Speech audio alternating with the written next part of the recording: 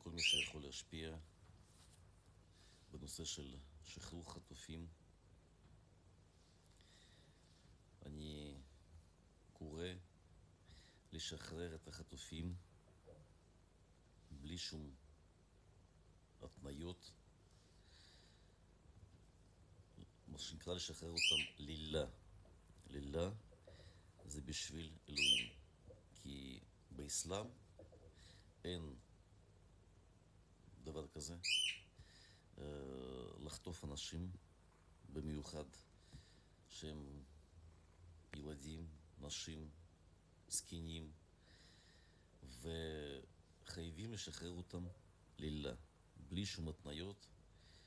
ובעזרת השם שחטופים יחזרו הביתה עוד היום לשבת וישמרו את השבת בעזרת השם, וישמרו את הצום תשעה באב, וכולם צריכים להיות מעורבים בזה. כולם צריכים להתפלל על זה, גם ערבים, גם יהודים, וחייבים לשחרר אותם מיד, לילה. לא לבקש על זה שום דבר, רק לשחרר אותם, כי תהליך של שחרור חטופים זה לא תהליך רק מדיני, זה תהליך פנימי של כל בני ישראל. ולא סתם אומרים שבני ישראל ערבים זה לזה. זה עניין של כל אחד מבני ישראל לעשות תפילה בשביל חטופים, לשמור שבת, לקיים את המצוות.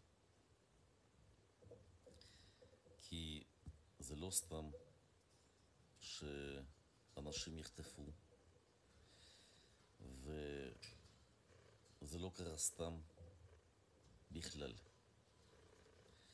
לכן צריך להפנים את זה, וצריך להבין למה זה קרה, מה הסיבה לכך. הסיבה לכך זה שעם ישראל, בני ישראל, צריך ללכת בדרך שהשם ציווה את בני ישראל ללכת אליה, ולא לסטות לא ימינה ולא שמאלה. זה לא פשוט להבין, זה לא פשוט לקבל, אבל ברגע שבני ישראל יהיו ביחד ויתפללו וישמרו מצוות, אז השלום יבוא. השלום יבוא בעזרת השם בקרוב. בדרך חזרה בתשובה יבוא שלום. כי שלום זה לא רק עניין מדיני, זה עניין פנימי, זה חזרה בתשובה,